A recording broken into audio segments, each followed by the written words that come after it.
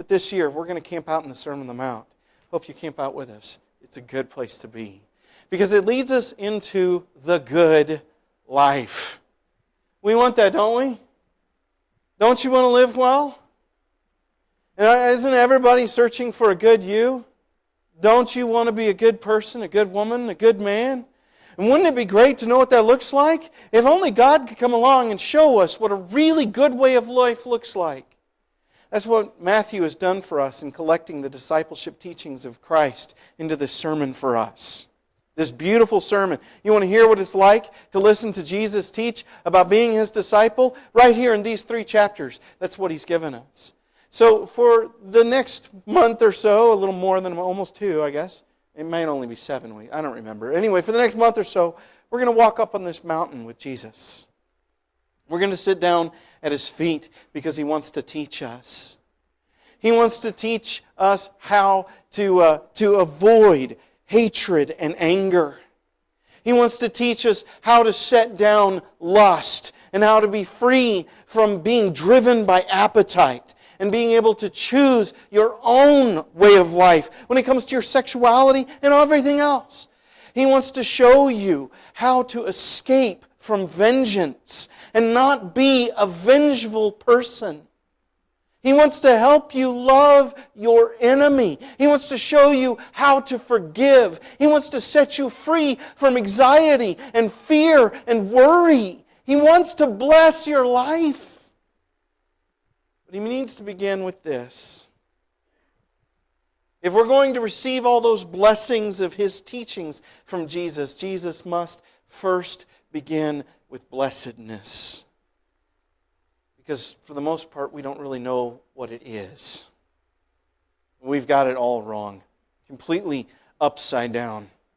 I think it's also essential that blessing precedes teaching. As far as Jesus is concerned, if you're going to be able to live His lifestyle, He needs to place His blessing upon you. That's why His sermon is going to begin with these strange, weird blessings. But because if we're going to be able to live Jesus' life, it's not going to be a matter of our willpower. It's going to come from the blessing of God, the empowerment of God. Christianity is a rational religion, but not entirely rational. It is hyper-rational. It's not irrational, but it goes beyond rationality. There is something supernatural to this faith. And if we're going to live it, we need the empowerment of God at work inside of us. And so even before He can begin to bless us with teaching and with right thinking and with organizing our lives in right ways, before He can begin doing that, He needs to begin by pointing out what blessedness is so that we might seek blessing. But as I've already pointed out, we don't know what it is. We've got it all wrong.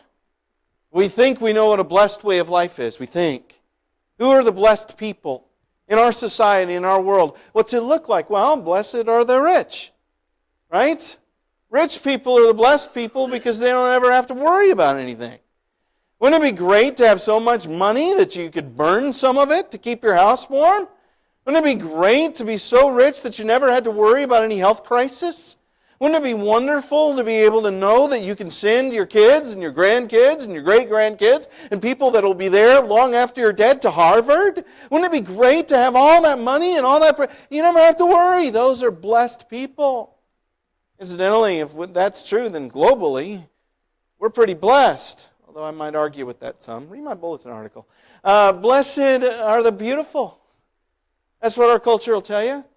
Really pretty people are blessed because everybody defers to them. Right?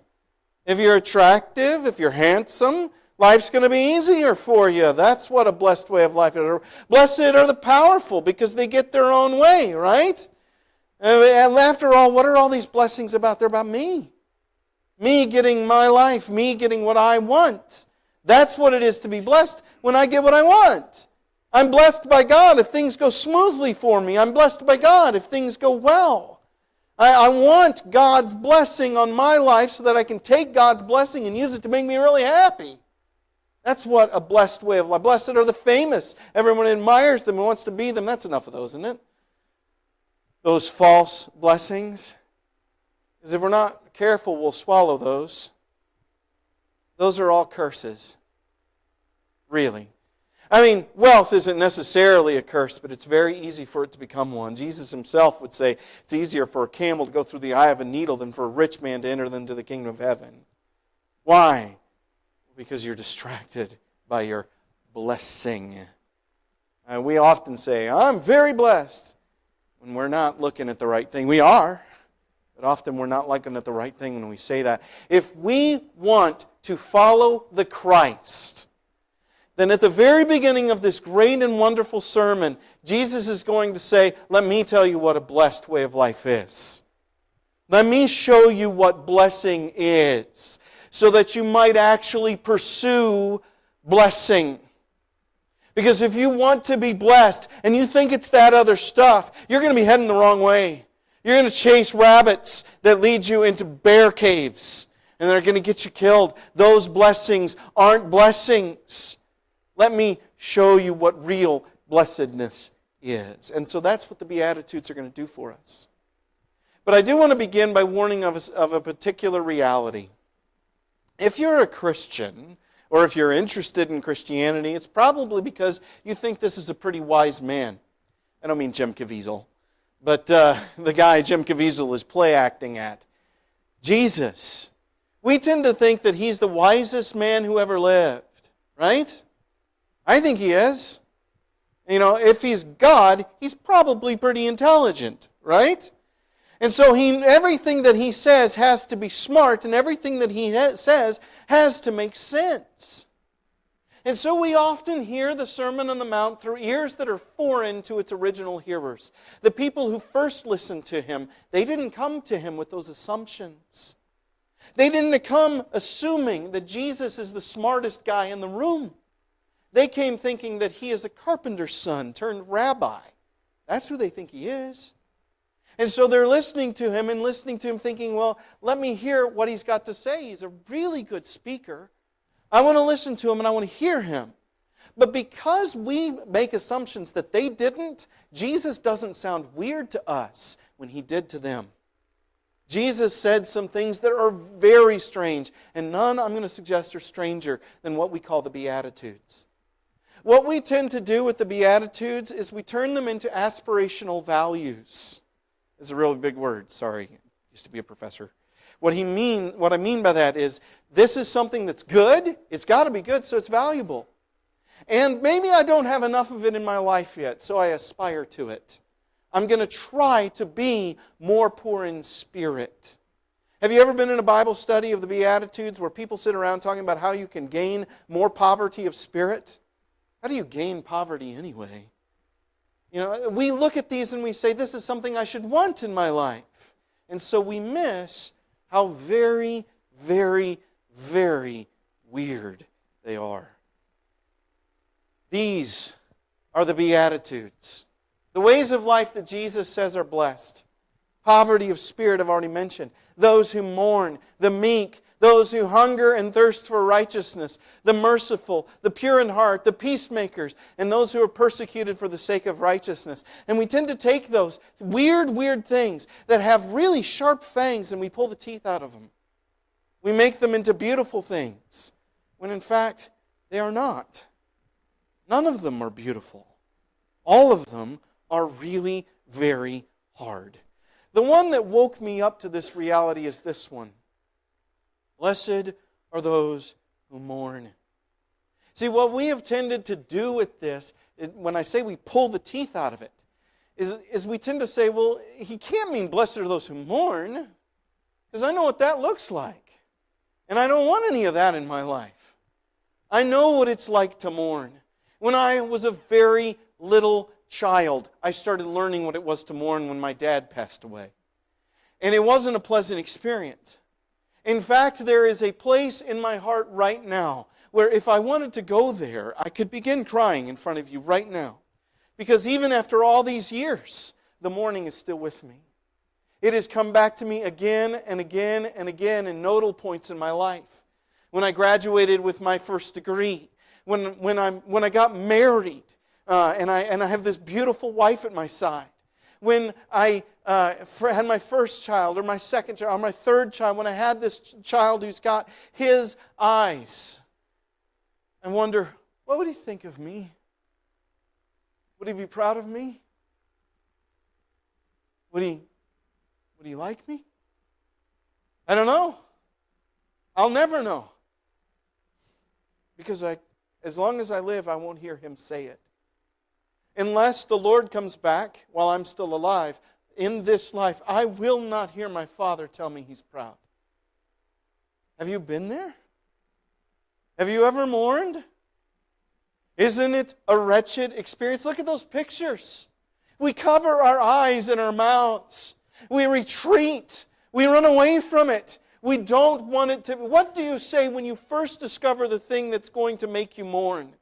Don't you say, no, no, no, no, no, no. No, I don't want this. Don't let this be my life. Don't let this be what's happened to me. I don't want to be here. And Jesus says, blessed are those who mourn. It's why we say, well, blessed are those who mourn their sins. Or blessed are those who mourn the broken way of the world. Because He can't mean that. That is crazy. If you say that's what it is to be blessed, that's insane. A first grader knows better than that. Blessed are those who mourn. Really? You want to trade places with any of the people on the screen there? Blessed are the meek. We tend to turn this one into humility. Meekness is great power under control. I've heard it compared to a Clydesdale horse with a bit in its mouth. Huge, great power. But it's under control. I don't insist on my own way. I don't get my own way from people. I could if I wanted to, but I have it under control because I'm humble. I'm meek. And I suppose that's one use of the term, but not the way that Jesus would use it. Because Jesus is speaking within the tradition of Israel's prophets. And when the prophets use the word meek, what they mean are blessed are the powerless. What they mean by meek is powerless. You can't stop someone from oppressing yourself. It's the people you don't notice. The people you can walk right past or even walk on, and there's no one to protect them, no one to speak up for them. The widow, the orphan, the stranger. If you want to find the meek in our hemisphere, travel to Haiti. Walk the streets of that still earthquake-ravished country. After all this time and all the money that's been poured into the place is still broken. Why? Because people don't matter. What can they possibly do for us? What can they possibly do for themselves? That's the meek. And He says that way of life is blessed. Would anyone here trade lives with someone from Haiti? Would you be willing to do it? Jesus says it's blessed. Huh? Blessed are those who hunger and thirst for righteousness. Oh, that's so beautiful. How can that be anything but beautiful? I mean, how can you possibly make hungering after righteousness ugly? After all, people who hunger after righteousness are people who have had a taste of righteousness and they want more and they want more and they want more. And so they go and then you go to the soup line, right? The person who hungers after righteousness is looking for some righteous thing to do. Some way where they can supply justice for someone else. So let me feed the hungry, let me care for the poor, right? That's the people who hunger and thirst for righteousness. Okay, sure, but let me ask you, when are you hungry? Is it when you've had a meal or when you haven't? When are you hungry on Thanksgiving, say? Is it when you've unbuttoned your belt and sat down and to watch the TV and are wondering whether you should have had that last plate? Are you hungry then? Or are you hungry when the smell of the rolls is in the air and someone is just now taking the little doilies off of the food you haven't eaten yet and it's after lunch by like an hour and a half when you eat your regular lunch? Isn't that when you're hungry? You're not hungry when you've got food. You're hungry when you don't. You're not hungry when you're satisfied. You're hungry when you're not satisfied. If you want to find people who hunger and thirst for righteousness at a soup line, don't look for the people who are serving food. Look for the people receiving it. If you want to find those who hunger and thirst for righteousness, go to any large urban area. They're there. People who walk the streets, who live in addiction, who have a wallet with no money in it, but a bunch of pictures of people who pretend they don't exist, who look at their own life and say, how did I come to this? And they would look at yours and say, I want that life. Why am I not living that way? I wish my life were better. I wish I were a good person, but I know that I'm a ruined person and I'm hungry. And it burns like a fire in their belly. I've worked with people who are feeling addiction and they want to get out of it.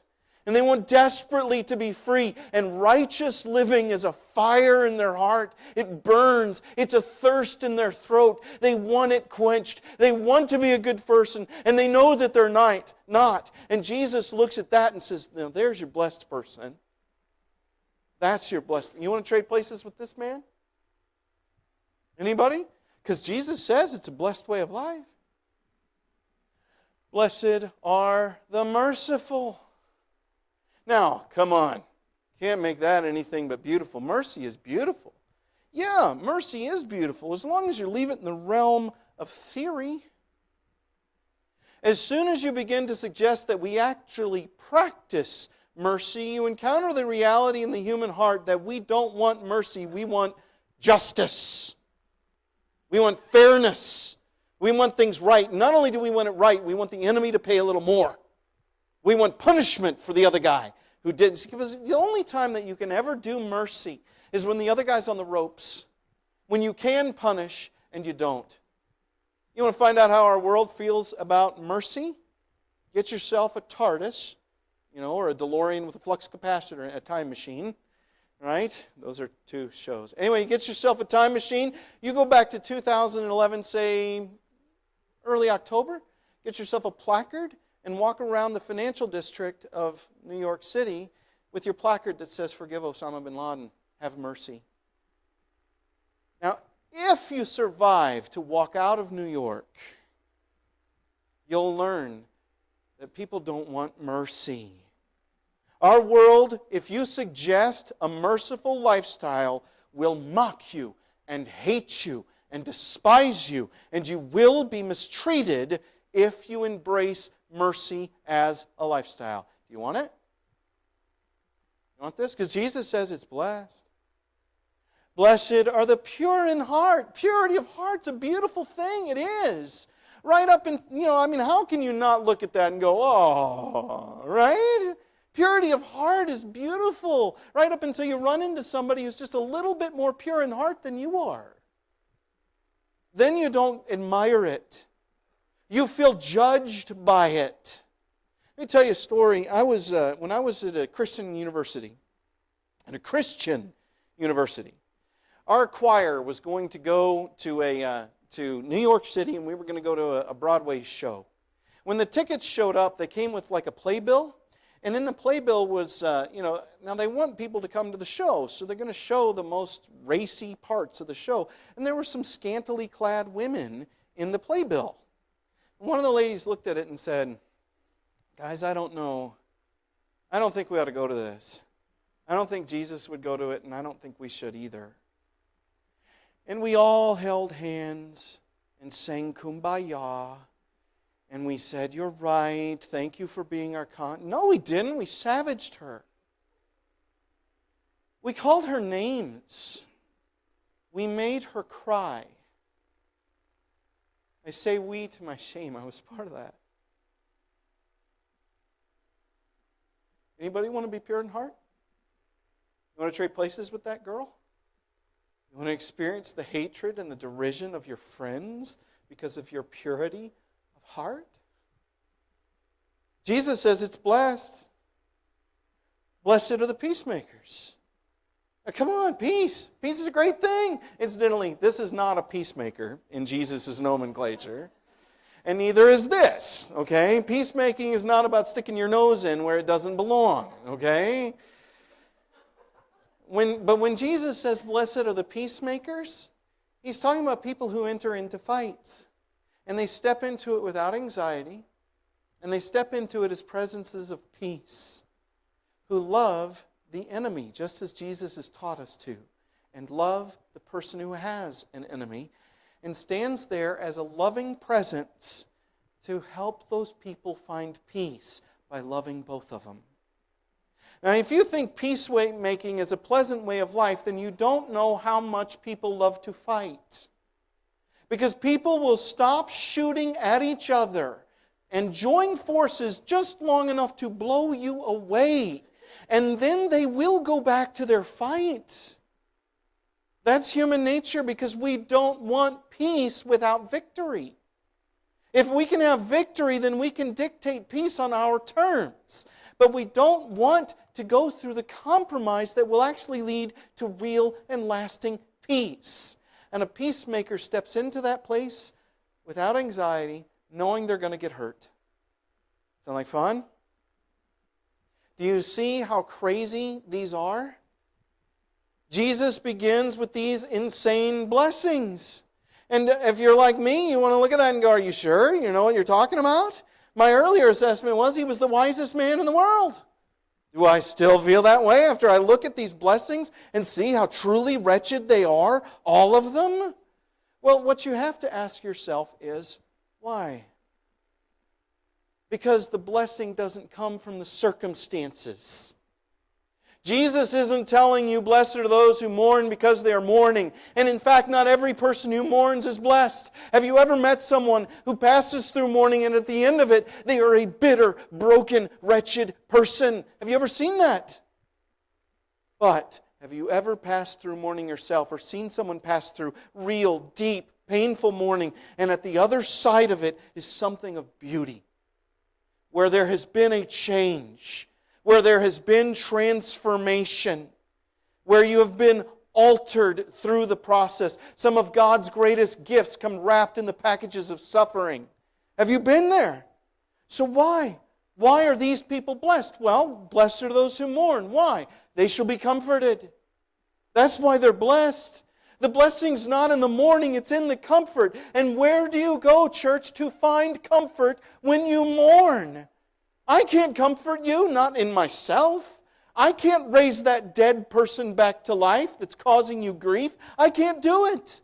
Can you comfort me? I can't even comfort myself. But when I mourn, I turn to God. I may turn to you, but it's to hear the Word of God from you, to hear the promise of God from you, because my real comfort comes from the Comforter. The Holy Spirit grants us comfort. And so those who mourn are stripped of their illusions that their life is okay, and they turn really and truly and completely to God, and they find God making them whole even in the broken places.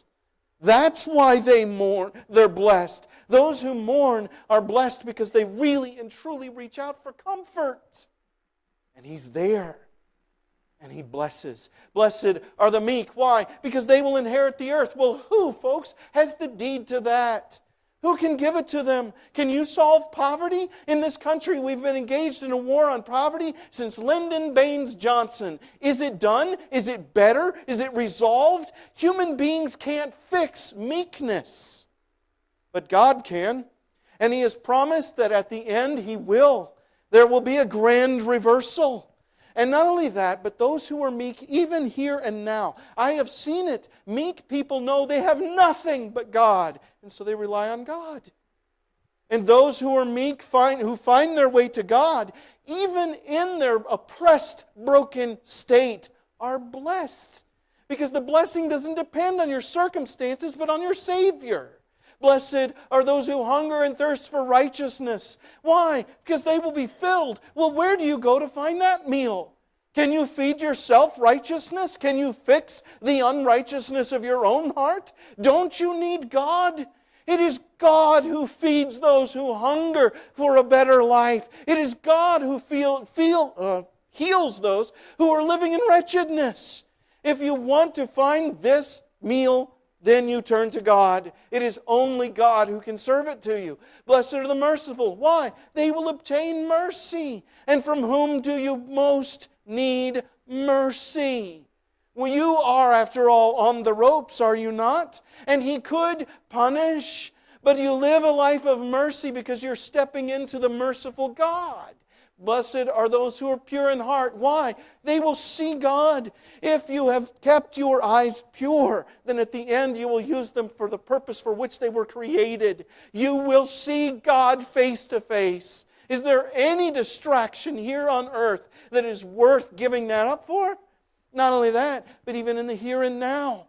People who set their hearts and their minds on God and focus on Him and are pure in their hearts, they are better at discernment. They see God more clearly as He acts in this world, and they follow Him well. Blessed are the pure in heart, they will see God. Blessed are the peacemakers. Why? Because at the end, everyone will know who your daddy is.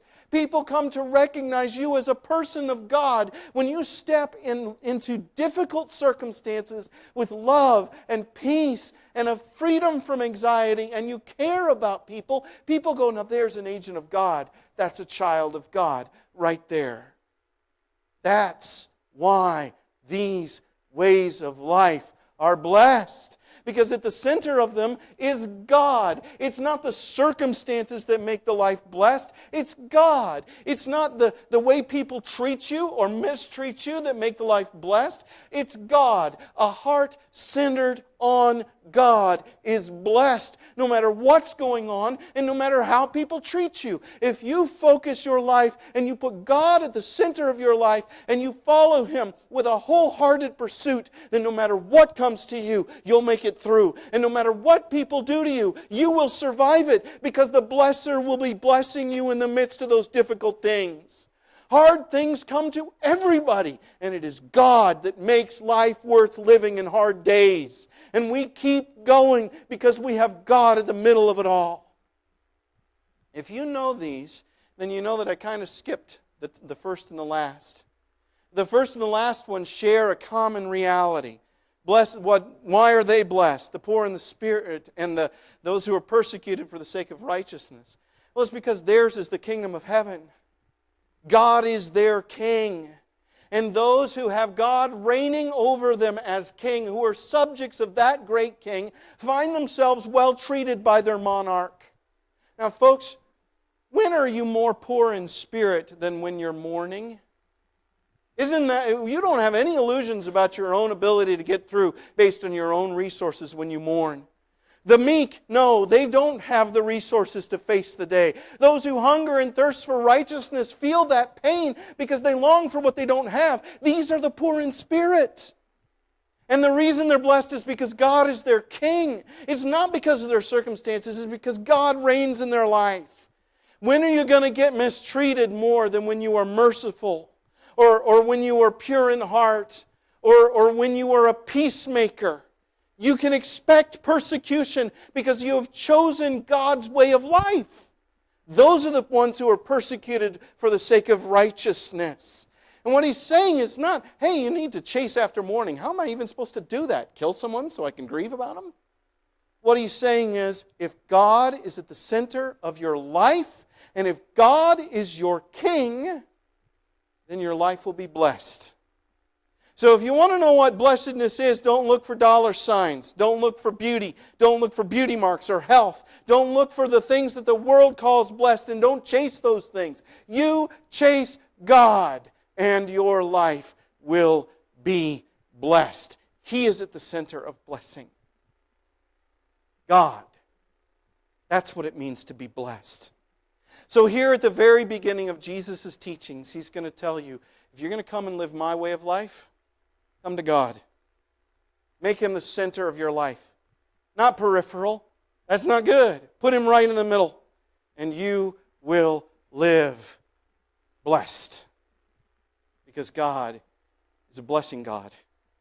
And those who come to Him find Him to be giving. They find Him to be kind. They find Him in the worst of circumstances to be solid ground where there is no solid ground. They find Him to be loving when they need to be loved. They find Him to be welcoming when they need to be welcomed. And they find themselves cherished. And they find God pouring out goodness on Him. And they do that. He does that often through each other. He does that through you. You will be the agent of God's blessing in someone else's life. He will use you to carry some mourning person through their grief and some abused person through their abuse. It is God who blesses, and it is a life marked by God that means blessed. Jesus' last blessing focuses upon himself. Blessed are you when anyone speaks all kinds of evil against you, charges you falsely on account of me. He's saying all of this is tied up with me. If you want to live a good way of life, then you come to me, Jesus says, and you follow me. You be my disciple and realize that your life is filled with blessing in the here and now, even though it's hard.